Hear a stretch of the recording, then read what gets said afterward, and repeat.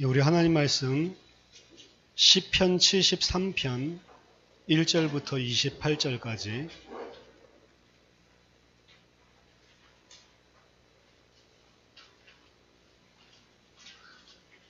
시편 73편 1절부터 28절까지 제가 한 절, 여러분 한 절 같이 교독하도록 하겠습니다. 시편 73편 1절부터 28절까지 제가 먼저 읽겠습니다. 하나님이 참으로 이스라엘 중 마음이 정결한 자에게 선을 행하시나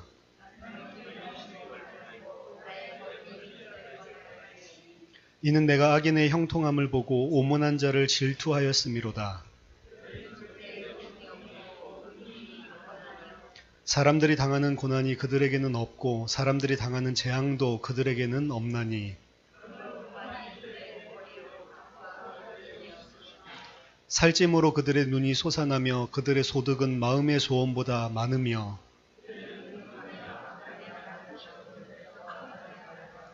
그들의 입은 하늘에 두고 그들의 혀는 땅에 두루 다니도다.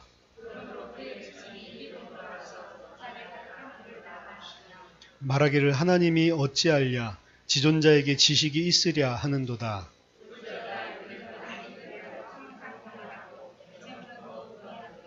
내가 내 마음을 깨끗하게 하며 내 손을 씻어 무죄하다 한 것이 실로 헛되도다. 내가 만일 스스로 이르기를 내가 그들처럼 말하리라 하였더라면 나는 주의 아들들의 세대에 대하여 악행을 행하였으리이다.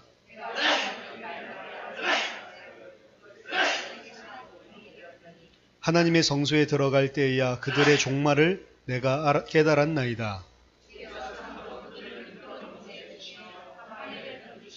그들이 어찌하여 그리 갑자기 황폐되었는가 놀랄 정도로 그들은 전멸하였나이다.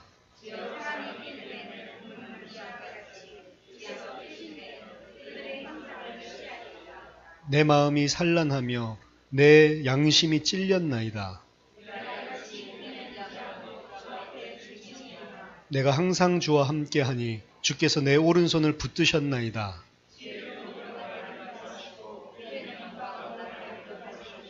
하늘에서는 주 외에 누가 내게 있으리요 땅에서는 주밖에 내가 사모할 리 없나이다.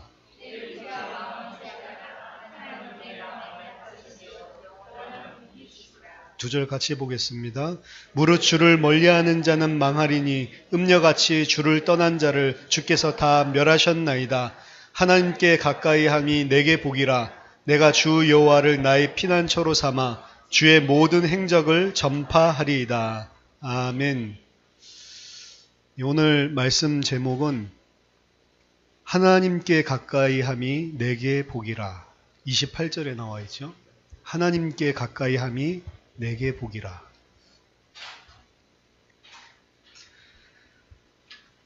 파송 예배인데 왜 이렇게 어두운 메시지를 또 하냐. 하나님 은혜 받고 하나님께서 역사하실 것이다라는 기대를 가지고 현장에 돌아가지만 여전히 변화되지 않은 것 같고 그대로 있는 현실을 마주할 때가 너무 많다는 거죠. 정말로 하나님께서 은혜 주시면 내가 변화된 것 같고 또 하나님의 역사가 나타날 것 같고 큰 희망을 가지고 현장에 돌아가는데 막상 현장에 돌아가서 하루 이틀 사흘 지나다 보면 여전히 현실은 그대로고 상황은 아무것도 안 바뀐 것 같고 하나님이 그 말씀 속에 능력으로 역사하신다고 하고 난 정말로 그거를 진심으로 받아들였고 정말로 그 하나님을 의뢰했고 믿었는데 실제 돌아와 보니 현실은 아무것도 안 바뀌는 겁니다. 이게 그런 믿음이 우리가 생길 때마다 하나님이 팍팍팍팍 응답을 해주면 우리도 금방금방 성장할 수 있을 것 같은데 이게 막상 믿음을 가지고 은혜를 받고 돌아가 보면 또 그대로고 전혀 안 바뀌어 있고 새 일을 행하리라 라고 했는데 막상 보면 별 새 일이 안 일어나가는 것 같고 이게 늘 우리가 부딪히는 현실이거든요. 영적인 실상 어제 이야기를 하셨고 현실, 눈에 보이는 육신적인 현실 이야기를 했는데 영적인 실상을 가지고 진짜로 붙잡았다라고 생각을 했는데 현실이 육신적인 현실이 계속 나에게 부딪히면 또 어느 순간인가 우리는 영적인 실상을 놓치고 육신적인 현실을 붙잡게 되어 있습니다. 그게 이제 계속 반복되는 거죠. 이게 계속 반복되는 것들 때문에 사실은 신앙이 올바른 장성한 자로 성장이 안 되는 것입니다. 그 반복되는 패러다임이 어느 한순간에 무너지지 않으면 우리는 계속 그 사이에서 종교 생활을 하는 겁니다. 아는 것이지 믿는 게 아니라는 거죠. 사사기를 보면 계속 역사의 순환이 계속해서 사이클이 돌아갑니다. 하나님의 백성이 하나님의 땅에 왔는데 우상 숭배를 합니다. 이방 신을 섬깁니다. 결국에 하나님께서 주변 강대국들을 통해서 그들에게 벌을 주시죠. 전쟁을 터뜨리고 압제가 시작되고 고통이 시작됩니다. 그럼 그 사람들이 부르짖죠. 부르짖고 나면 하나님께서 사사를 보내십니다. 사사가 오면 그 적들을 깨뜨리고 해방시키고 하나님께서 함께 하시는 능력을 보여줍니다. 그러면 이 사람들이 그 사사시대 때 태평을 누리게 되고 하나님의 백성이 하나님의 약속의 땅에서 하나님께서 주신 축복을 누리는 것 같습니다. 하지만 사사가 죽고 나면 곧바로 이 사람들은 또 이방신을 쫓아가는 거죠. 계속 이게 반복이 됩니다. 그게 사사기입니다. 이스라엘의 역사 전체가 이 사사기에서 하고 있는 것들의 반복이라고 보시면 됩니다. 결국에 바벨론까지 포로로 잡혀가고 그 안에서 또 회개하고 하나님께서 기회를 은혜로 허락하셔서 다시 약속의 땅으로 돌아왔는데 돌아오고 나서도 또 똑같아요. 돌아오고 나서도 바벨론에서 돌아왔으니까 대단한 거 맞지만 돌아오고 나서 이스라엘 사정을 보면 더 이상 왕도 없고 사실은 계속해서 로마만 속국을 한 게 아니고요. 그때까지 계속해서 각 나라의 통치를 어쩔 때는 애굽에 계속해서 어려움을 당했다니까요. 하나님의 백성이 하나님의 약속의 땅에서 어려움을 당하고 있는 오늘 아삽의 시도 포로로 잡혀가서 하나님이 역사하지 않는 현실 속에서 하나님께서 악인을 흥하게 만들고 의인, 하나님을 의뢰하는 자들에게 함께 하시지 않는 것 같은 현실 속에서 쓴 시입니다. 너무 마음이 아파서 쓴 시라고요. 하나님이 참으로 이스라엘 중 마음이 정결한 자에게는 선을 행하시나. 이게 우리들이 기대하고 있는 겁니다. 하나님의 언약을 붙잡고 예수 그리스도를 믿고 정말 하나님의 뜻을 위해서 산다. 내가 하나님 앞에 섰습니다. 무릎 꿇으면 하나님의 능력이 나타나야 되는데 이게 정상적인 거죠. 우리가 기대하는 하나님의 백성과 함께하는 게 그리고 능력이 나타나고 하나님이 함께하신 증거들이 막 펼쳐지는 게 그게 정상인데 2절에 보니까 나는 거의 넘어질 뻔하였고 나의 걸음이 미끄러질 뻔했다. 그 하나님의 기대, 자신들이 생각했었던 하나님의 역사의 기대가 완전히 무너지는 현실을 발견하게 된 겁니다. 나 하나님의 선을 행하는데 하나님의 뜻대로 내가 산다고 자부를 하는데 실상은 하나님께서 전혀 그것을 알아주지 않는 것 같은 현실이 펼쳐지는 겁니다. 이는 내가 악인의 형통함을 보고 오만한 자를 질투하였으므로다. 악인이 형통하고 그리고 오만한 자가 내가 질투가 날 만큼 일들이 잘 풀려나가는 거예요. 나는 하나님의 백성인데 나에게 없는 형통함과 질투할 만큼 뭔가 잘 되는 겁니다. 이런 케이스가 없습니까? 하나님을 멸시하고 하나님을 알지 못하고 우상 숭배하고 육신적인 것, 세상적인 것만 막 따라가는데 주구장창 잘 되는 거예요. 그렇죠? 자기들만 잘 되는 게 아니라 그 자식들도 보니까 다 잘 풀려 있고 다 잘 되는 겁니다. 오히려 하나님의 뜻을 따라고 정말로 내가 성경에서 말하는 믿음을 가졌다라고 하는데 정작 나에게 따라오는 하나님의 함께 하심은 보이질 않고 하나님을 모르고 육신을 따라 살고 있고 하나님을 대적하며 살고 있는 그 사람들에게 형통함이 일어난단 말이에요. 우리가 언약 잡으면 형통해집니까? 아닙니다. 현실은 하나님의 말씀에서 우리가 생각하고 있는 신학적으로 하나님의 뜻을 따르고 순종하면 이렇게 되겠지라고 하는 것들이 안 펼쳐진다니까. 솔직하게 보면. 어떤 사람은 이야기합니다. 잘 되는 것 같아도 죽을 때 보면 안다. 그래서 죽을 때 보면 귀신이 나를 잡아간다 이러면서 막 몸을 베베 꼬고 그런 사람도 있죠. 잘 사는 것 같았는데 죽을 때 되니까 막 저승사자가 온다 이러면서 막 벌벌벌 떠고 이런 사람이 있겠죠. 근데 오늘 이 시편 기자는 이 인간이 죽을 때에도 고통이 없대. 죽을 때에도 그 힘이 강건한데 죽었대요. 그럼 이 골골골골 앓다가 아이고 말년에 완전히 병치레 다 하고 이 무슨 이 치매 걸려가지고 똥칠하고 뭐 그러고 죽네 이러면 그나마 우리가 좀 보상이 될 것 같은데 이 인간은 죽을 때까지 평안하고 죽을 때까지 강건하고 아무 문제 없이 죽는단 말이에요. 그렇죠?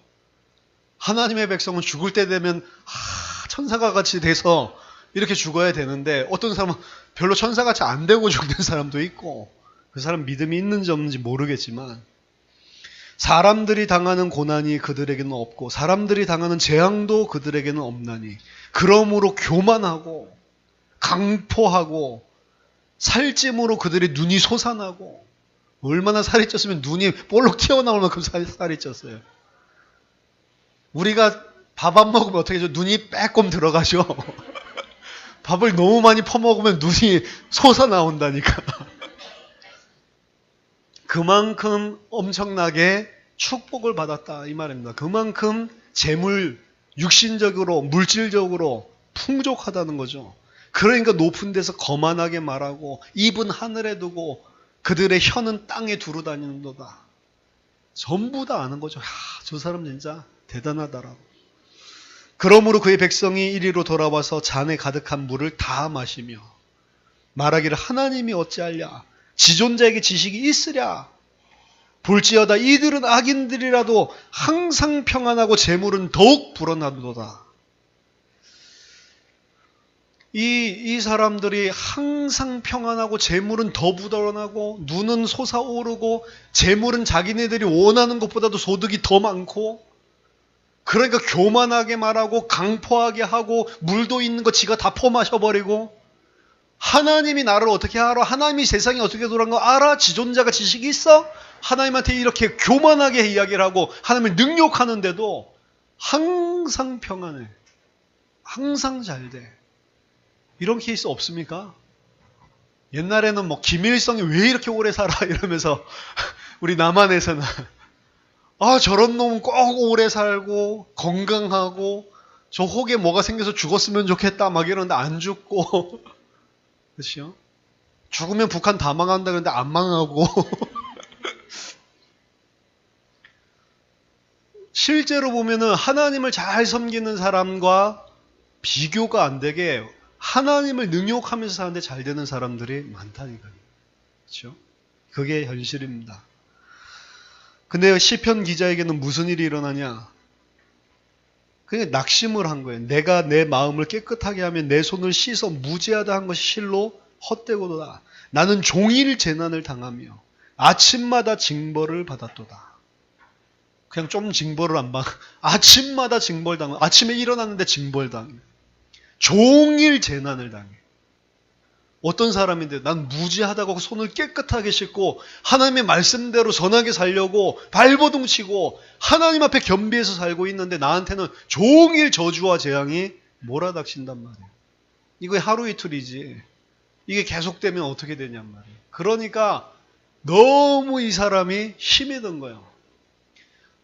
약간 좀 하나님께서 치시다가 나를 겸비케 하려고 이랬구나 이랬다는 확 높여주심이 나타나야 그렇지 이렇게 될 건데 종일 그것도 계속해서 재앙이 임하니까 어떻게 되겠어요? 힘들겠죠.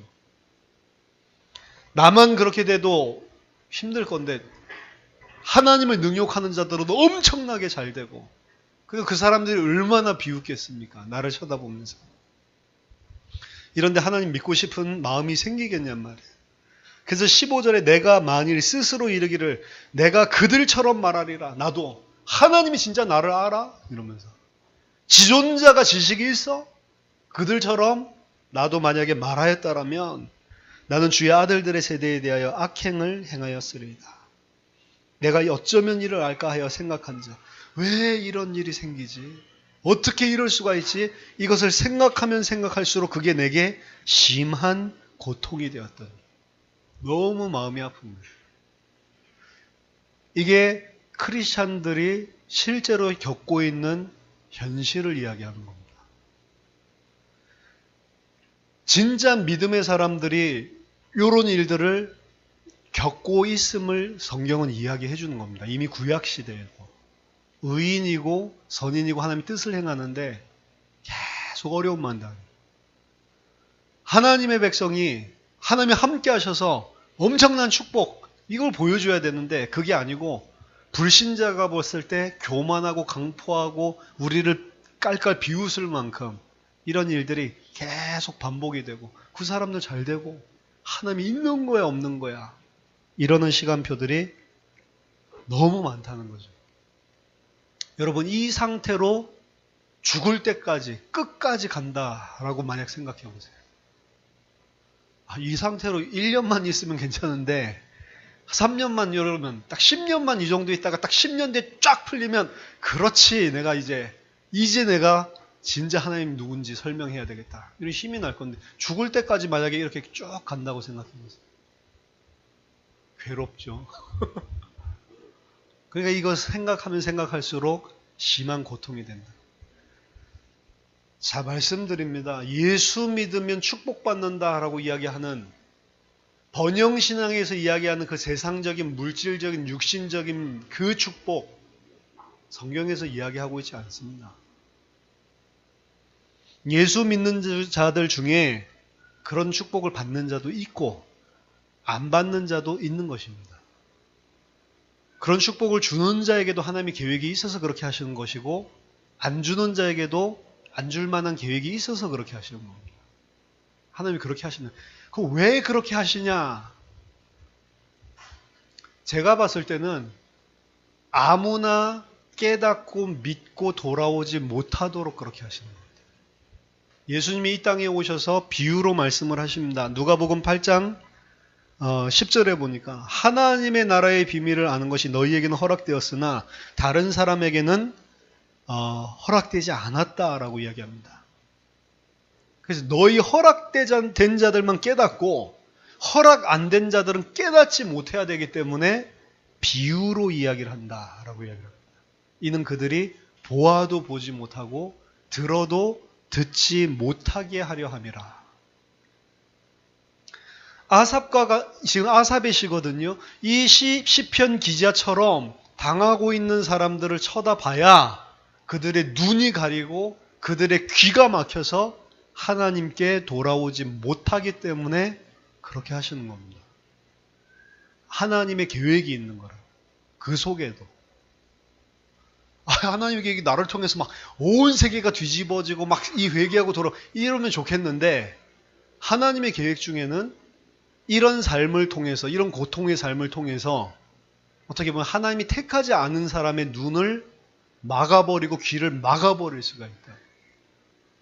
만약에 예수 믿었더니 전부 다 오늘 그 앞에 교만한 자가 행했었던 축복을 받고 예수 믿는 자 핍박하는 자들은 전부 다 천벌을 받고 날마다 재앙을 당하고 이러면 다 예수 믿겠죠. 다 돌아오겠죠. 근데 이런 일이 벌어지니까, 그것도 굉장히 빈번하게 벌어지니까 결국에 예수 믿으면 밥 먹여주냐? 이런 이야기를 합니다. 예수 믿으면 밥 먹여주냐?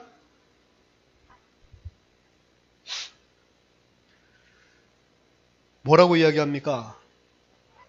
하나님의 성소에 들어갈 때야 그들이 종말을 내가 깨달았나이다. 하나님의 성소에 들어갔을 때, 교회라고도 볼 수 있고 오늘날로 치면 예배라고도 볼 수 있고 또 많은 주석가들은 하나님의 말씀이라고도 이야기를 하고 또 하나님을 대면하는 지성소라고도 이야기를 하고 하나님을 만나서 하나님과 함께하는 그 자리에 들어갔을 때 비로소 내가 진리를 깨닫고 알게 됐다라고 하는 거죠. 이 현실을 쳐다보고 내가 낙심되어 있다가 하나님의 말씀을 들을 때 비로소 내가 깨닫게 됐다라고 이야기를 하는 거죠. 주께서 참으로 그들을 미끄러운 곳에 두시며 파멸에 던지시니 그들이 어찌하여 그리 갑자기 황폐되었는가. 놀랄 정도로 그들은 전멸하였나이다. 시간표가 오는데 저는 그 시간표가 심판의 시간표라고 봅니다. 순식간에 그들은 전멸하고 황폐하게 되고, 하나님께서는 주께서 깨신 후에는 그들의 형상을 멸시하리이다, 이렇게 이야기합니다. 하나님의 멸시를 당하는 자, 하나님께 멸시를 당하고 하나님의 진노를 받고 파멸하고 황폐하게 돼버리는구나. 그들은 정작 이 땅에서 그렇게 잘 되는 것 같은데 하나님이 시간표가 오면 완전 다 무너지는 거구나. 아무것도 아닌 허상이었구나 라고 이야기하는 겁니다. 그들이 그 뽐내고 다니고 있었던 것, 그들이 그렇게 살찌고 엄청나게 많은 소득 가지고 교만하게 만들고 많은 사람 앞에 자기네 말들 퍼뜨리고 하나님 멸시하고 있었는데 정작 그들이 붙잡고 있었던 것들은 허상이었고 완전 파멸에 이르는 거였구나. 역시 하나님의 말씀이 진리가 맞는구나. 내가 내 마음이 산란하며 내 양심이 찔렸나이다. 이 사실이 정말로 가슴속에 부딪혔을 때 너무 하나님이 그런 분이 아니었는데 내가 현실 속에 속았구나. 내가 이같이 우매무지함으로 주 앞에 짐승이오나 짐승같이 내가 살았구나. 그 괴로워하고 힘들어하면서, 하지만 내가 주와 항상 함께하니 주께서 내 오른손을 붙드셨나이다. 주께서 주의 교훈으로 나를 인도하시고 후에는 영광으로 나를 영접하시리니. 이게 이제 진리입니다. 여러분들 보이는 그 날마다 징계를 당하고 아침마다 징계를 당하고 재앙이 임하는 것 같은 그 바뀌지 않는 현실 속에 주께서 나랑 항상 함께 하셨고 오른손으로 나를 붙들고 계셨고, 그리고 주께서 나를 결국에는 영광으로 영접하시리니. 그렇죠?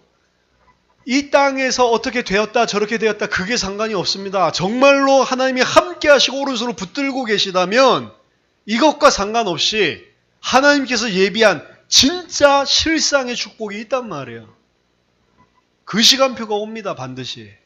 황폐케 허상 붙잡고 살았던 사람이 황폐케 되는 시간표, 실상을 붙잡고 살았던 사람이 영광으로 영접을 당하는 그런 시간표가 온다니까요. 하늘에서는 주 외에 누가 내게 있으리요 땅에서는 주밖에 내가 사모할 리 없나이다. 내 육체와 마음은 쇠약하나 하나님은 내 마음의 반석이요 영원한 분기시라. 무릇 주를 멀리하는 자는 다 망하리니 음녀같이 주를 떠난 자를 주께서 다 멸하셨나이다. 하나님 떠나서 잘 되는 것 같습니까? 하나님을 멸시하는 자들이 잘 되는 것 같습니까? 다 망한다니까요. 결국에 그 시간표가 옵니다. 그래서 뭐가 축복이라고 이야기하냐면 하나님께 가까이함이 축복이다. 하나님께 가까이함이 내게 축복이다. 하나님께 가까이함이 다른 사람에게는 어떨지 모르겠지만 나한테는 그게 복이다 이야기하는 겁니다. 이 사람이 복된 사람입니다. 하나님과 함께하고 하나님과 가까이 하는 게 진짜 복이구나 하는 그 사람이 축복된 사람이요. 그 사람이 결국에 영광으로 주께서 영접하는 사람들입니다. 내가 주 여호와를 나의 피난처로 삼고 이 땅에서, 그리고 주의 모든 행적을 전파하리이다. 자, 이 사람이 뭐가 바뀐 게 없어요, 현실이. 근데 뭐 한 가지를 깨달았냐? 하나님이 나랑 함께 하셨고 항상 함께 하셨고 나를 오른손으로 붙들고 계시는구나.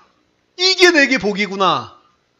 그래서 이제 현실을 갖다가 쳐다보고 저 사람 왜 저렇게 잘 되냐? 나는 왜 이렇게 안 되지? 그 현실, 눈에 보이는 육신적인 그 허상에 속지 않고 이제 이게 내게 복이고 내가 주의 행적을 전파를 하겠다라고 이야기하는 겁니다. 이게 믿음입니다. 우리가 파송받고 돌아가는 현장은 안 변해 있을 거라니까. 변할 수도 있죠. 변할 수도 있지만 안 변해 있을 수가 있습니다. 근데 변하든 안 변하든 그거는 허상이란 말이에요. 진짜는 누구에게 승리가 있냐? 이김이 있냐? 하나님이 나랑 함께하고 하나님이 오른손으로 나를 붙들고 있구나. 믿음이요. 내가 주의 행적을 전파하리라. 이 사람이 진짜 복된 사람입니다. 바울의 삶을 보세요. 바울의 삶이 최고의 축복이라고 우리는 생각을 하지만 육신적인 바울의 삶은 이 오늘 시편 73편 기자와 별반 제가 봤을 때는 다르지 않습니다. 고린도후서 11장 23절부터 보면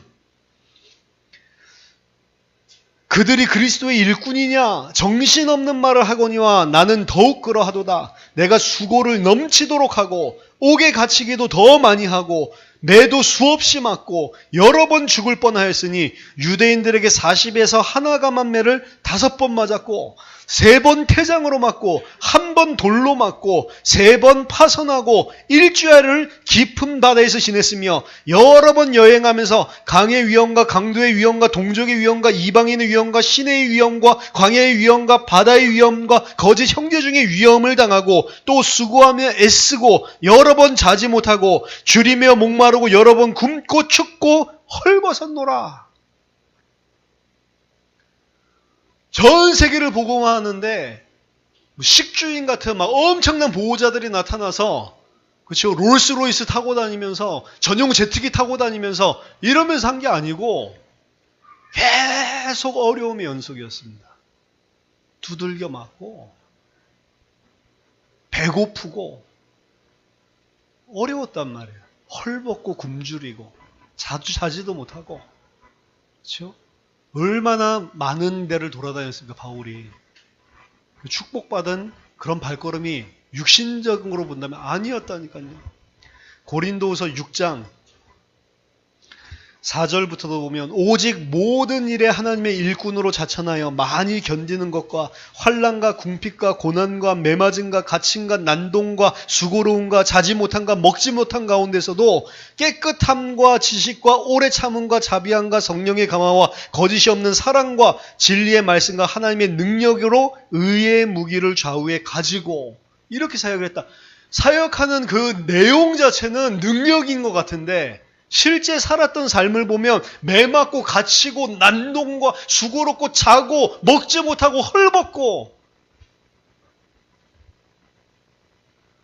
하나님이 함께하면 육신적인 축복을 받는 게 아니라니까요. 그런 식으로 가르치니까 전부 다 엉뚱하게 그런 식으로 가르치니까 내가 뭔가를 이루면 그걸 가지고 세계복음을 할 수 있다라고 생각을 하는 겁니다.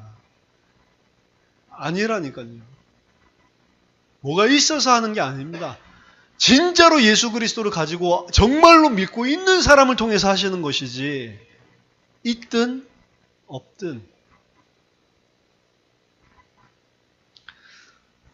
그래서 바울이 엄청난 사역을 하는데도 불구하고 오해하는 사람들이 많은 것입니다. 육신적으로 쳐다보면 오해하는 거예요. 영적으로 보면 맞는 것입니다. 8절에 보니까 우리가 악한 이름과 영광과 욕됨으로 그러했으며 악한 이름과 아름다운 이름으로 그러했느니라. 우리는 속이는 자 같으나 참되고 무명한 자 같으나 유명한 자요 죽은 자 같으나 보라 우리가 살아있고 징계를 받는 자 같으나 죽임을 당하지 아니하고 근심하는 자 같으나 항상 기뻐하고 가난한 자 같으나 많은 사람을 부유하게 하고 아무것도 없는 자 같으나 모든 것을 가진 자로다. 육신의 눈으로 봤을 때는 아무것도 없는 자 같아요. 근데 모든 것을 가지고 있다. 왜 그러죠? 그리스도 하나님이 내 안에 함께 하시니까. 그게 모든 것을 가진 것입니다. 뭐 다른 게 필요가 없다라는 이야기예요. 거짓말하는 것 같죠? 그러니까 모든 문제 끝났다라고 하는데 계속 고난을 매맞고 두들겨 맞고 자지도 못하고 헐벗고 줄이고 이러고 있단 말이에요. 그러면서 모든 문제 끝났다. 하나님이 함께 한다. 이렇게 이야기한단 말이에요. 거짓말하는 것 같죠? 거짓말하는 것 같지만 우리가 참되다. 가난한 자 같으나 많은 사람을 부욕해 할 수 있는 자다. 그러니까 실제로 이 복음을 가지고 있는 자의 삶이 육신적으로 드러날 때 다를 수 있단 말이에요. 중요한 거는 이 삶을 살고 있는 바울은 그게 아무렇지도 않아요. 바울은 어떻게 생각하고 있냐? 내가 영광 중에 그리스도와 함께 하고 있다라고 생각합니다. 바울은 내가 그리스도 안에서 유명한 자라고 생각합니다. 그리스도 안에서 내가 부요한 자가, 많은 자들을 부요케 하고 징계를 당하는 자가 아닙니다. 다른 사람을 살리는 사람으로, 내가 모든 것을 가지고 있는 자로, 실상을 붙들고 있는 사람이죠. 왜 바울을 통해서 하나님께서 그 수많은 전도와 선교의 문을 여시냔 말이에요. 이 안에 비밀이 있는 겁니다. 엄청난 힘과 인프라와 무슨 스트럭처를 가지고, 시스템을 가지고 세계를 장악하면서 로마를 뒤집은 게 아니란 말이에요. 아무것도 없는데 실상을 가지고 있었다. 하나님이 나랑 함께하고 그리스도가 나랑 함께하면 내가 어떤 존재인지를 알았다니까. 하나님이 나랑 항상 함께하시고 오른팔로 나를 붙들고 계시고 있구나. 이게 내게 진짜 복이구나 하는 걸 알고 있는 사람입니다. 이 사람의 발걸음을 통해서 하나님께서 능력으로 역사하시는 거죠. 바울뿐만이 아닙니다. 사도들 마찬가지입니다. 사도행전 5장 40절 41절 보니까 그들이 옳게 여겨 사도들을 불러들여 채찍질하며 예수의 이름으로 말하는 것을 금하고 놓으니 사도들은 그 이름을 위하여 능력받는 일에 합당한 자로 여기심을 기뻐하면서 공회 앞을 떠나니라. 산헤드린에서 일어난 일입니다. 사도들에게 이 예수의 이름으로 절대로 말하지 말라. 채찍질했다. 그 채찍질했다. 패션 오브 크라이스트 보면은 육신적으로 표현을 했지만 잘 나와 있죠. 그렇게 두들겨 맞고 피칠갑이 되면서도 뭐라고 생각을 했냐? 내가 그 이름을 위하여 능력받는 일에 합당한 일꾼이라고 하나님이 나를 인정해 주셨구나. 기뻐하면서 떠났대요. 보는 눈이 틀리죠. 핍박을 당하는데 그 핍박당하는 거 어떻게 생각하냐? 하나님이 내가 이제는 핍박당하고 고난당할 만큼 그리스도 때문에 나를 그렇게 충성되게 봐주셨구나. 이게 너무 기뻐했다. 하나님 앞에서 산 사람들입니다. 하나님 앞에 양심의 꺼리낌이 없이 장차 그리스도께서 우리를 위해 예비하신 그 영광에 합당한 삶을 살고 있는 자들입니다. 어떤 상황과 환경과 상관없이요. 그러면 우리는 모든 것들을 다 참고 이기고 견디고 이렇게 살아야 되는구나. 평생 그지같이 살 수 있겠구나. 안 바뀌는 거구나 이제는. 절대로. 바뀝니다. 거짓말입니다. 바뀔 수도 있고 안 바뀔 수도 있는 겁니다. 안 바뀌면 어쩔 거예요. 그렇죠? 목사들이 항상 바뀝니다 하죠. 저 거짓말 못합니다. 안 바뀔 수도 있어요. 평생 그걸 가야 될 수도 있다니까. 이런 희망 없는 말이 어디 있습니까? 희망이 있다니까요. 그 속에서 하나님이 함께 하신다니까. 그게 내게 복인 줄 아는 사람이 믿음의 사람이라니까요. 그렇죠? 어렵기 때문에 견디라는 소리가 아닙니다. 그게 복인 줄 아는 사람이요. 그 상황이 바뀌어서 기뻐하는 것이 아니고 그 상황을 내가 감당할 수 있다라고 생각해서 합당한 자로, 충성된 자로 나를 여기시고 계시는구나. 중요한 것은 그리스도의 이름 때문에 살고 있냐 아니냐가 더 중요한 겁니다.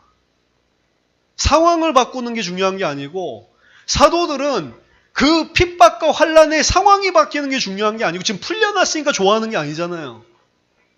죽을 뻔했는데 풀려났구나. 감사하다. 이렇게 감사한 게 아니잖아요. 그리스도의 이름을 위하여 능력받는 일을 우리가 감당할 수 있다고 하나님이 생각해 주시고 불러주신 그 사랑, 그것 때문에 감사하고 있는 거잖아요. 그렇죠? 그리스도. 우리가 정말로 찾아야 될 건 내가 그리스도의 이름을 위하여 살고 있는 자가 맞냐? 하나님이 함께 하시고 그 하나님이 원하시고 하나님께서 나를 통해 이루고자 하시는 하나님의 그 계획, 하나님의 그 큰 구속 역사의 완성, 그걸 위해 내가 살고 있는 사람이 맞냐는 거예요. 그 안에서 상황이 안 바뀐다면 안 바뀐 대로 그냥 가는 것입니다. 감사하면서. 나는 어떤 사람이냐? 이런 육신적인 환경을 안 바꿔줘도 끝까지 이 일을 할 수 있는 충성된 자로 하나님께서 나를 여기시는구나. 이걸 감당할 수 있는 자라고 하나님 나를 보고 계시는구나. 가는 겁니다. 기뻐하면서. 이 사람은 상황과 현실에 절대로 흔들리지 않습니다. 하지만 한 가지 더 말씀드리고 싶은 것은 하나님이 악한 자가 아니라는 것입니다. 그래? 계속 버텨봐. 아프지? 이래도 안 아파야 그리스도야. 아프지? 말해봐. 악한 자가 아니라니까. 우리를 갖다가 꼭 참아봐 이러면서 계속 괴롭히면서 그래도 하나님께 영광 돌려야지 이러면서 계속 우리를 그렇게 하는 그런 분이 아니라니까요. 하나님을 오해하지 마시라고. 제가 말씀드린 거는 그런 상황이 오더라도 우리는 하나님께 영광 돌리는 그 믿음을 가지고 살아야 된다는 걸 이야기하는 겁니다. 근데 하나님은 악한 아버지가 아니라니까요. 마태복음 7장 11절에 아무리 악할지라도 자기 아들에게는 좋은 것을 줄 줄 알거든. 하늘에 계신 너희 아버지일까 보냐. 하늘에 계신 너희 아버지가 그 아들들에게 좋은 것을 주지 않겠냐. 좋은 것 주신다니까요. 그러면 이제 눈을 바꿔야 됩니다. 이 문제와 사건과 변하지 않는 것 같은 현실이 지금 나에게 가장 좋은 것이기 때문에 허락해 놓는 것이지, 참고 버텨봐라. 네가 그리스도 믿는지 안 믿는지 한번 드러내보자. 나를 갖다가 괴롭히려고 꼰질대는 게 아니라니까. 군대에 가면 꼭 꼰질대는 사람들이 있어요. 고참들 중에. 로마서 8장 32절에 보니까 그가 자기의 아들도 아끼지 아니하시고 우리 모든 사람을 위하여 내어주시니가 그 아들과 함께 모든 것을 우리에게 주지 않겠냐. 바울이 이야기하는 겁니다. 모든 거 가지고 있습니까? 안 가지고 있는데, 아무것도 안 가지고 있는데 나는 모든 것을 가진 자다라고 이야기하는 겁니다. 왜냐? 그 아들의 이름을 가지고 있으니까.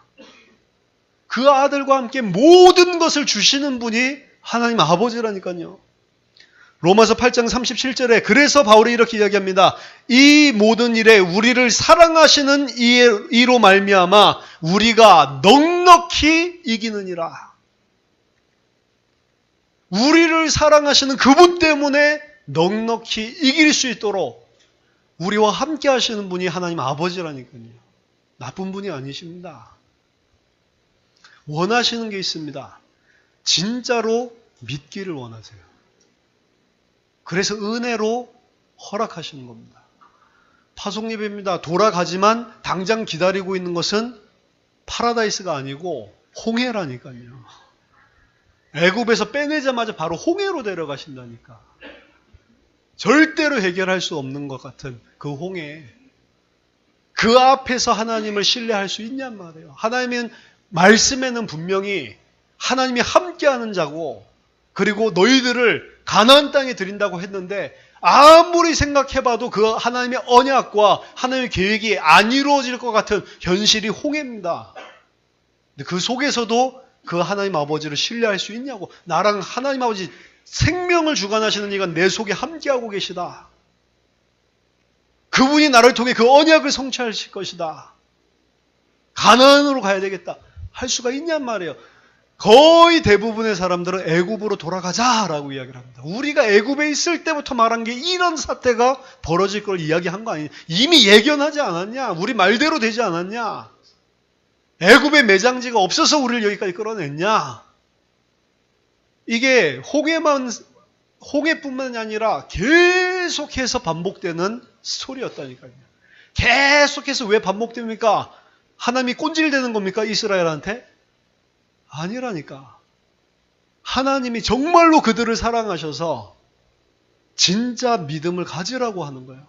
이게 장성한 자의 믿음입니다. 구원 잘 모르겠습니다. 하지만 장성한 자가 되지 못하면 하나님의 일은 할 수 없는 것입니다. 장성한 자는, 예수 그리스도의 장성한 자는 어떤 상황과 환경에서도 흔들리지 않는 사람, 요동치 않는다고 했습니다. 세상의 풍파에 요동치 않아요. 현실 보고 요동치 않는 사람입니다. 그 사람이 장성한 자고, 그 장성한 자가 그리스도의 몸된 교회를 섬길 수 있다라고 이야기를 합니다. 고린도후서 4장 8절 보니까 우리가 사방으로 우겨쌈을 당하여도 쌓이지 아니하며 답답한 일을 당하여도 낙심하지 아니하고 박해를 받아도 버림받지 아니하며 거꾸러뜨림을 당하여도 망하지 아니하고 우리가 항상 예수의 죽음을 몸에 짊어지면 예수의 생명이 또한 우리 몸에 나타나게 하려 함이라. 답답한 일을 분명히 당했는데, 사방으로 분명히 우겨쌈을 당했는데, 분명히 거꾸러뜨림을 당하고 핍박을 받았는데 아무 문제 없다라고 이야기합니다. 쌓인 적도 없고 우겨싸임을 당한 적도 없고 거꾸러뜨림 당한 적도 없고 낙심하지도 않고, 그래서 아무것도 그들을 흔들 수가 없는 거죠. 왜 그렇습니까? 우리가 이 보배를 질그릇에 가지고 있기 때문에. 7절에 나오죠. 내가 잘나서 그런 게 아니고 내 안에 누가 있는지를 알고 있기 때문에. 믿음입니다. 믿음. 하나님께서는 우리를 잘 알고 계십니다. 그리고 우리를 동정하시는 분이라고 이야기합니다. 히브리서 4장 14절에서 16절 보니까 그리스도에 대해서 설명을 하죠. 그러므로 우리에게 큰 대제사장이 계시니 승천하시니 곧 하나님의 아들 예수시라. 우리가 믿는 도리를 굳게 잡을지어다. 우리에게 있는 대제사장은 우리의 연약함을 동정하지 못하실 리가 아니요 모든 일에 우리와 똑같이 시험을 받으신 이로되 죄는 없으시니라. 그러므로 우리는 긍휼하심을 받고 때를 따라 돕는 은혜를 얻기 위하여 은혜의 보좌 앞에 담대히 나아갈 것이니라. 우리를 다 알고 계시대요. 우리가 연약한 부분도 다 알고 동정하고 계시대요. 우리를 측은하게 여기신다고. 우리가 얼마나 힘들까라고 하는 것을 다 알고 계시다고. 그렇기 때문에 믿는 도리를 굳게 잡으라고 이야기합니다. 그걸 다 알고 계시기 때문에 우리가 감당하지 못할 시험을 허락한 적이 없다라고 이야기를 합니다. 예수님도 시험을 받았다라고 하는 것은 예수님도 육신을 가지고 있기 때문에 힘들고 어렵고 흔들리고 이게 있었다라는 이야기입니다. 예수님도. 안 그러면 시험을 당했다, 그런 표현을 쓸 이유가 없어요. 우리를 동정했다, 그런 말을 할 필요 없어요. 예수님도 이 땅에 사는데 창세기 3장 세상이 저주로 하나님과 단절되고 사단이 장악하고 있는 세상이 얼마나 힘드냐. 하나님의 아들이 이 땅에 오셨는데 흔들리고 유혹되고 힘들고 어렵고 그걸 갖다가 뚫고 하나님께 순종해야 할 만큼 공격이 거세단 말이에요. 40일 동안만 시험당한 게 아닙니다. 40일 동안 시험하고 나서 마귀가 잠깐 떠나니라 라고 이야기했어요. 계속 공격했다니까. 십자가 지실 때 지기 싫다라고 말한 겁니다. 될 수만 있으면 아버지 이거 안 하면 안 되겠습니까? 예수님 싫지만 자기를 복종시키셨죠. 그렇죠? 우리가 흔들릴 수 있습니다. 근데 그때 뭘 선택을 하고 무슨 말을 하고 무슨 행동을 하고 무엇을 결국에는 결심하고 하나님 앞에 쓰냔 말이에요. 육신을 따라갈 겁니까? 아니면 영을 따라갈 겁니까? 우리가 믿는 도리를 굳게 잡을지어다. 우리가 어려움 당하고 흔들리고 있고 우리가 힘들어하고 있는 거 다 알고 동정하시는 분이다. 그러므로 그분의 긍휼을 받기 위해서 은혜의 보좌, 은혜를 얻기 위해서 은혜의 보좌 앞에 담대히 나아가라 라고 이야기를 합니다.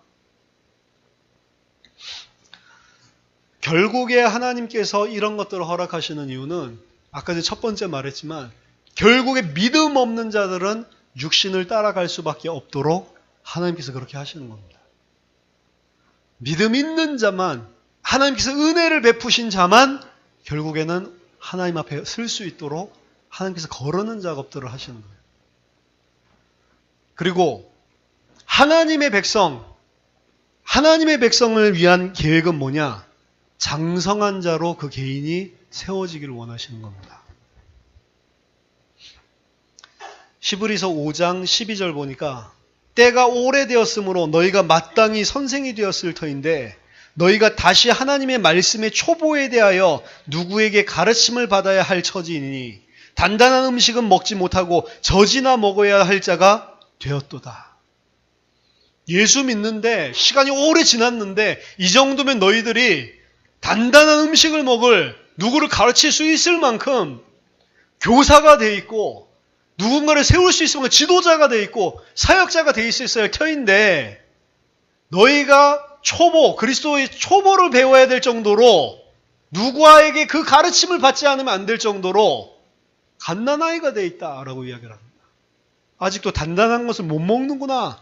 하나님의 말씀의 초보를 누구에게 배우지 않으면 안 되는 그 상황 속에 지금 있구나. 어떻게 이럴 수가 있냐?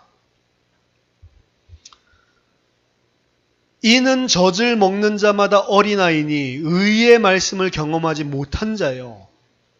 단단한 음식은 장성한 자의 것이니 그들은 지각을 사용함으로 연단을 받아 선악을 분별하는 자들이니라. 자, 갓난아이가 나오고 장성한 자가 나옵니다. 근데 장성한 자는 어떤 사람은 단단한 음식을 먹을 수 있는 자인데 그 단단한 음식을 먹는다는 게 뭐냐? 마지막 절에 지각을 사용함으로 연단을 받아 선악을 분별하는 사람들이에요. 홍해 앞에 장성한 자가 있었다면 무엇이 선이고 무엇이 악인지 그 현실 속에서 분별을 했을 겁니다. 그렇죠? 그 분별을 못하는 거예요. 가나안 땅 앞에서 정말로 장성한 자였다면 무엇이 선이고 민수기 14장에서 가나안 정탐을 하고 백성들이 다 울부짖고 있는 그 현장에서 무엇이 선이고 무엇이 악인지를 분별을 했을 거 아닙니까? 지각을 사용해서. 그게 장성한 자죠. 근데 200만 명 중에 장성한 자가 딱 2명이었다니까. 오늘날은 갑자기 그 비율이 높아지냐? 저는 그렇다고 생각하지 않습니다.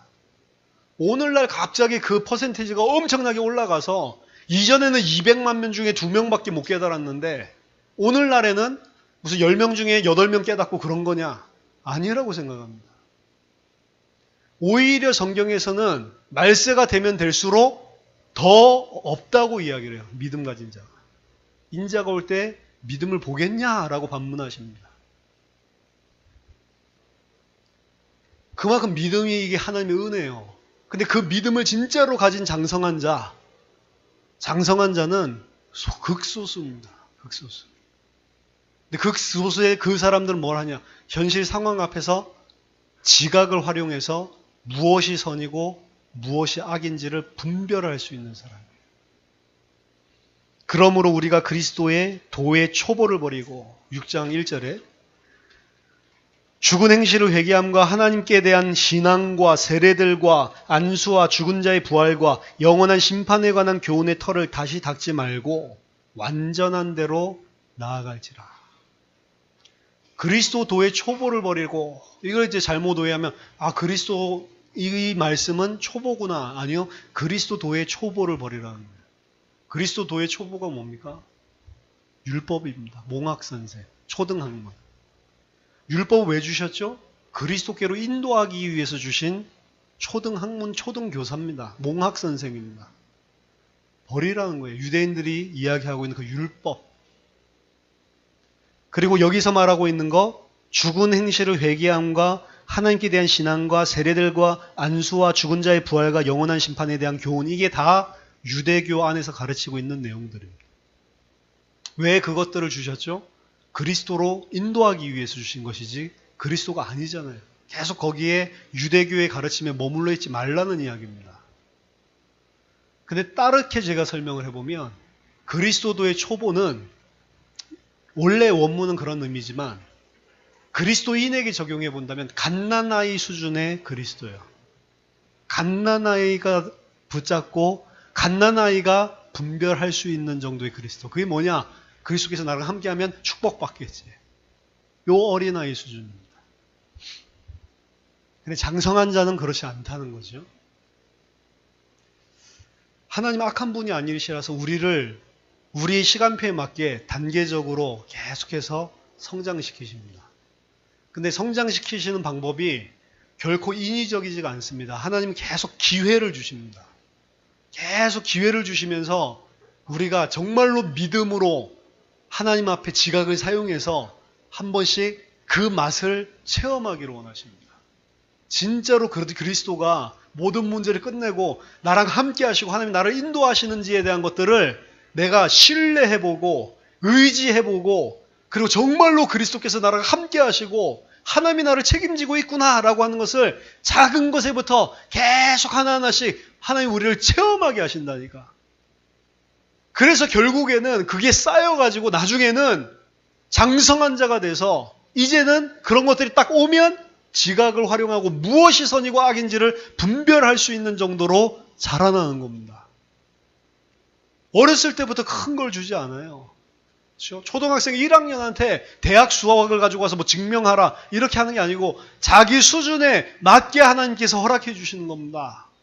내게 큰 문제가 왔다. 그럼 내가 그 큰 문제를 지금 뛰어넘어야지만 되는 시간표인 줄 생각하시기 바랍니다. 큰 문제 해결하는 방법은 큰 문제 해결을 그 자체를 해결하려고 하는 게 아닙니다. 홍해가 왔어요, 문제로. 홍해를 해결하려고 그러면 안 된다니까. 근데 우리는 계속 어린아이처럼 홍해를 해결하려고 그래요. 막 거기서 바가지로 물 퍼내고 있다고 생각해 보세요. 아, 마른 땅으로 건너야 되는데 바가지로 계속 물 퍼낸다고 생각해 보세요. 바다에 가서 말이 안 되잖아요. 그렇게 해결하는 게 아닙니다. 홍해를 해결할 수 있는 방법은 홍해를 보는 게 아니고 나와 함께 하신 그리스도를 쳐다보는 거예요. 문제를 쳐다보는 게 아니고 그리스도를 쳐다본다고. 그리스도를 쳐다볼 때 그 문제는 나랑 상관없게 돼버린다니까. 홍해가 갈라지든 나를 하나님께서 띄워가지고 공중부양을 해서 건너가게 하든 방법은 하나님 마음대로고 나중에 보면 그게 다 합력하여 선을 이루고 가나안 정복하는데 하나님께서 활용하시는 응답이라는 걸 알게 돼 있어요. 그러니까 문제가 왔을 때 그걸 누리고 계시라. 그리스도. 문제 쳐다보지 말고 그리스도를 쳐다보고 있어요. 그러면 하나님께서 그것을 통해서 하실 일들이 드러나기 시작합니다. 이거를 정말로 삶 속에서 하나하나 체험을 해야 됩니다. 우리가 파송받지만 현장이라고 하는 것은 복음 전하러 나가는 데만 현장이 아니라고 그랬습니다. 특히 우리가 막 속초에 이번에 딱 스케줄 짜서 나가는 그것만 현장이 아니고 가정이 내 현장이고 내가 만나고 있는 자녀들, 남편들, 가족들, 이웃들 그게 다 현장이고 그 속에 그리스도 좀 믿는 것 좀 보여주라고. 그리스도를 안 믿게 보이는 거예요. 평안이 없어. 여유가 없어요. 뭐를 빨리 무슨 쇼부를 보려고 그래. 막 바가지로 홍해를 퍼내고 있다니까 계속. 그 얼마나 우습겠어요. 불신자들이 쳐다보면서 막 하고 있으니까. 불신자들은 지금 굴착기를 가서 다리를 만들고 있는데 영종대교를 만들고 있는데 막 물 퍼내고 있다고 생각해 보세요. 그러니까 믿어야 된다. 그러니까 현실 속에서, 현장 속에서. 그게 파송예배입니다. 파송예배. 이제 그 현장으로 홍해로 간단 말이에요. 바가지를 깨버리시기 바랍니다. 그리스도를 바라보라. 진짜로 평안해지고 내 주장이 없어져야 돼요. 특히 사람 내 마음대로 변할 수 있습니까? 여자분들이 많으세요. 항상 교회는 여자분들이 많아요. 남편들 절대 안 오죠. 오라 오라 해도 안 올 겁니다. 그렇죠? 바가지 긁으면 더 안 온다니까. 그러니까 당신 놓고 기도하고 있다 막 이렇게 하면 더 힘들어 한다니까. 그렇죠? 싸우자는 이야기지. 그냥 잘해주라니까. 안 바뀌는데 안 바뀌어도 잘해주라니까 그냥. 잘해주세요. 잘해주고 평안하게 있으라니. 진짜로. 문제가 왔는데 본인과 다르다는 것들이 보여져야지. 그렇죠? 내가 좀 억울해도 당할 거 그냥 당해버리고, 그렇죠? 그때부터 실마리가 풀리기 시작한다. 실마리가 풀리기 시작할 때, 아, 그렇게 하면 남편이 빨리 돌아오겠구나. 이래가지고 내가 내 인격 가지고 참고하라는 말이 아니라니까. 그건 한계 온다니까. 내가 구목사 말 듣고 3개월을 참았는데, 이러면서. 안 되더라, 이러면서. 하나님이 안다니까. 저거는 3개월짜리라. 하나님도 알고, 사단도 알고, 가족들도 다 알고 있습니다. 그렇죠? 내가 진짜로 변해야 된다니까. 그렇죠? 그럼 주장할 게 없어요. 주장할 게. 그렇죠? 상황과 환경들 속에서. 홍해에서 우리가 주장할 게 뭐가 있습니까? 거기서 주장하는 게 다 불신앙의 소리였잖아요. 그러니까 이 모세가 뭐라고 합니까? 너희는 가만히 있어. 되게 좋게 표현했죠? 영어로 하면 shut up입니다. 너 입 닥쳐! 이 말이라고, 원어에는. 그래서 이 유대인들이 풀어낸 걸 보면 그들이 그때 벙어리가 됐다라고 하는 거예요. 벙어리가 되고 젖먹이들이 나중에 입이 풀려가지고 찬양하게 됐다라는 거예요. Shut up! 그랬더니 하나님이 전부 벙어리로 만들었대. 막 예굽으로 돌아가야 돼. 우리가 예굽에서 진작에 말하는 가만히 있어라. 하나님께서 베푸시는 구원을 봐라. 너희들이 오늘 본 애굽 병사들을 다시는 영원히 보지 못하게 할 거다. 진짜로 우리가 현실 속에서 이 믿음을 가지고 그리스도를 체험해야 됩니다. 그래야 증인이에요. 머리로 알고 있는 거 말고 진짜로 그리스도께서 나와 함께 하심을 체험해야 됩니다. 진짜로 하나님이 나를 얼마나 사랑하고 있는지를 체험해야 된다니까. 넉넉하게. 우리에게 능력 주시는 그 그리스도 안에서 우리가 넉넉하게 세상을 이길 수 있다라고 이야기합니다. 모든 것을 내가 가지고 있다. 모든 것 안 가지고 있다고 생각하니까 계속 조급하고 힘든 거죠. 모든 것을, 하나님이 내게 필요한 모든 것을 다 주셨다니까요. 눈에 가장 보이기 쉬운 것들이 경제적인 이런 문제라든지 이런 사람과의 갈등이라든지 딱 이런 문제들인 것 같아요. 결국에는.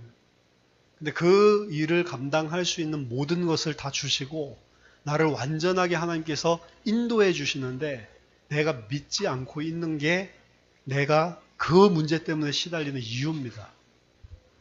하나님을 전적으로 인정을 해야 되는데 그걸 안 하는 겁니다. 결국에는 하나님은 우리를 완전한 자로 세우기를 원하십니다. 마태복음 5장에도 너희 하나님께서 완전하신 건 온전하신 것 같은데 완전하신 겁니다. 완전하신 것 같이 너희도 완전해라 라고 이야기를 합니다. 아버지가 완전한 것처럼 나도 완전하기를 원하십니다. 그래서 내가 정말로 아버지의 자녀가 맞다면 나를 경책하고 꾸짖고 나에게 모든 환경과 상황을 통해서 나를 완전한 그리스도의 사람으로 하나님께서는 세워나가신단 말이에요. 그 세워지면 그 사람을 통해서 하나님께서 하실 일이 엄청난 겁니다. 여호수아 갈렙 딱 세워졌더니 그 둘을 통해서 가나안 정복을 하나님께서 시작하신 겁니다. 다른 60만 명 병사들의 믿음에 대해서 안 나와 있어요. 이 두 사람의 믿음 가지고 하나님께서 시작을 하신 거라니까. 그렇죠? 단 한 사람만이라도 이런 믿음의 사람이 있으면 하나님께서 그를 통해 하나님의 일을 하시다고. 장성한 자, 완전한 자. 이런 아삽처럼 흔들리는 자 말고 아삽이 드디어 성소에 들어가서 말씀을 듣고 깨닫고 나서 본 현실, 저들은 망할 수밖에 없는 거고 전패할 수밖에 없는 거고 하나님께서 나와 항상 함께 하셨고 하나님의 오른손으로 나를 붙들고 영광 중에 나를 영접하실 것이고 나는 이 땅에 살면서 그 주의 행적을 두루 말하고 다녀야 되겠다. 전파할 것이다. 이런 사람이 나왔을 때 하나님이 그 사람을 통해서 엄청난 일들을 하시는 겁니다. 그래서 여러분들 금방 상황과 환경과 현실이 바뀌는 거 그걸 쳐다보지 마시고 그리스도를 바라보시기 바랍니다.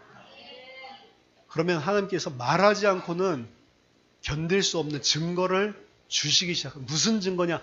예수가 진짜 그리스도구나. 진짜로 하나님이 나랑 함께 하시는구나. 그 증거를 주시기 시작합니다. 예수가 그리스도 맞다라는 증거를 계속 주실 것입니다. 성령으로 나랑 진짜 함께하고 있구나. 모든 게 진짜 영적으로 돌아가고 있구나. 눈에 보이는 세상이 눈에 보이는 것으로 말미암아된 게 아니고 하나님 말씀으로 되어진 거구나. 하나님 말씀이 맞고 영적인 건 맞는구나. 이 사실이 나를 통해서 체험되어지고 거기에 대한 증거들이 계속 나온다니까요. 그럼 보는 눈이 바뀌게 돼 있는 거예요. 내가 그리스도를 체험해야 됩니다.